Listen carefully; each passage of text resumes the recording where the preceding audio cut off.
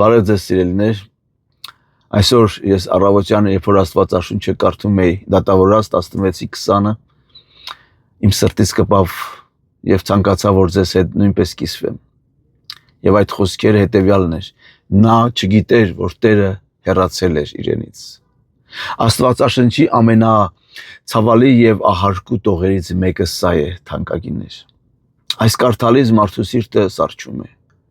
Այս խոսքերը գրված են Սամսոնի մասին։ Նա մի հզոր մարդ էր, օժտված Աստվածային անսահման ուժով եւ կոչված մեծ գործի։ Բայց նա մի սարսափելի սխալ թույլ տվեց, կարծես թե Աստծո շնորհը ու ներկայությունը իր կյանքում ինքնըստինքյան հասկանալի բաներ են, որոնք երբեք չեն կորչի։ Նա քայլ առ քայլ փոքր զիջումներով ու մեղքի հետ խաղալով հեռացավ Աստծուց։ Եվ ամենաողբերգականը այն է, որ նա նույնիսկ չնկատեց, թե ինչպես Աստծո Սուրբ Հոգին լքեց իրեն։ Այս պատմությունը սոսկ հիմ ժամանակների անցուդարձ չէ, այն հայելի է, յուրաքանչյուրիս հոգու համար,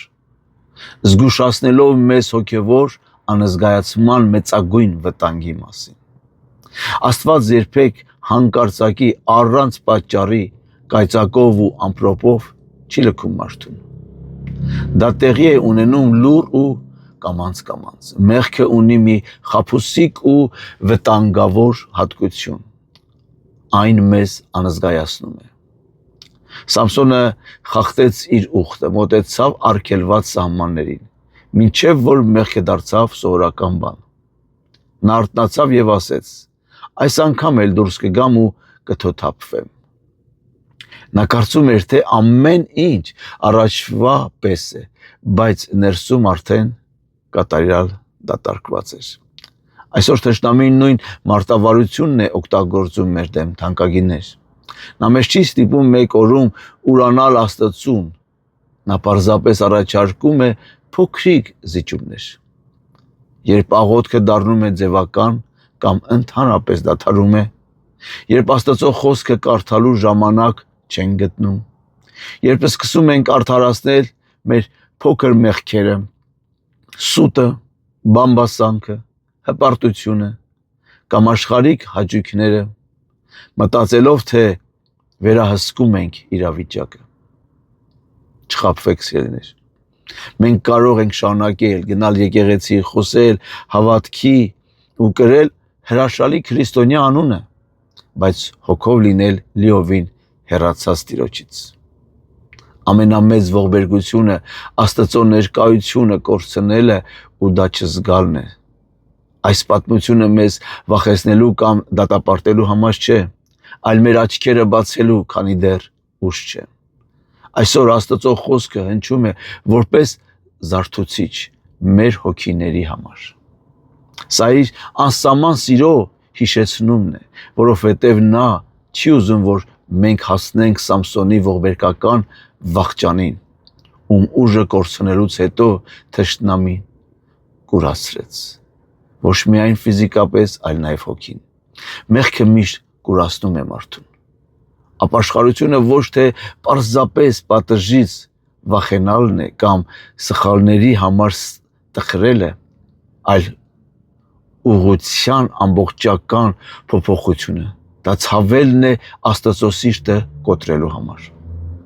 Ապաշխարությունը հենց դա է, կանգ առնել, հանել բոլոր դիմակները, նայել սեփական սրտի խորքը եւ առանց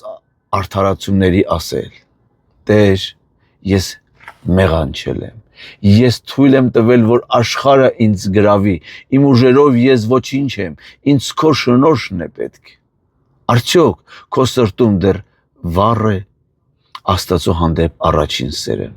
Եթե այսօր քո հոգում թեկուզ մի փոքր անհանգստություն ես զգում, ուրեմն Աստծո հոգին դեռ խոսում է քեզ հետ։ Մի անտեսիր այդ ձայնը։ Մի սպասիր մինչև հոգևոր թշնամին կատարելապես կուրացնի քեզ։ Մոտեցիր Հիսուս Քրիստոսին, մեր միակ հույսին։ Սամսոնի պատմությունը հին ուխտի պատմություն է, որն ավարտվեց ծանր կորստով, բայց մենք ապրում ենք շնորհի դարաշրջանում։ Մենք ունենք այն, ինչը Սամսոնը չուներ։ Մենք ունենք Հիսուս Քրիստոսին, խաչալ եւ հարուցյալ փրկչին։ Նա իր կյանքը տվեց ու իր արյունը թափեց խաչի վրա, որպեսզի մենք նորից մեզ միացնի Աստծուն եւ մենք երբեք որ մենակ լքված չլինենք։ Հիսուսը չի հեռանում նրանից, ով փնտրում է իրեն։ Նա ասում է. «Ահավասիկ դրանդ առջև կանգնած եմ եւ թակում եմ»։ Ինչպիսի հոգեվոր վիճակում էլ որ լինես, որքան էլ սառած լինի սիրտը, Քրիստոսի խաչի մոտ կա թողություն, կա մաքրություն իր սուրբ այրան միջոցով։ Նա եկել է հենց նրանց համար, ովքեր հեռացել են, ովքեր կոտրված են ու հոգևորապես կուրացած։ Նրա շնորհը բավարար է քեզ նորից բարձրացնելու, քո ուխտը նորից նորոգելու, կենթանի ներկայությամբ քեզ լցնելու։ Նա սպասում է քո մեկ անկեղծ հառաչանքին եւ խոնար աղոթքին հենց այս պահին։ Ուղղակի այս խոսքերը ասա նրան, ով Տեր Աստված, քո խոսքը դատապարտելու համար չէ, այլ կյանք տալու։ Ներիր ինձ իմ անզգայության, հպարտության եւ այն բանի համար, որ հաճախ իմ սեփական ուժերին ապավինեցի ու հեռացա քեզանից։ Բայց իմ հոգևոր աչքերը, որ տեսնեն, Տեր, բաց, իմ սխալները տեսնեմ, Տեր, չեմ ուզում ուղղակի կորչել քեզանից, հեռանալ քեզնից։ Խնդրում եմ քո Սուրբ Հոգին մի վերցնի ինձնից, Տեր, օգնիր ինձ, մաքրիր իմ սիրտը եւ օգնի քեզ հաճելի կյանք ապրեմ եւ ամեն ինչ տեսնողը քեզ տեսնի։ Ամեն։ Աստված օրհնի քեզ եւ քո ընտանիքը։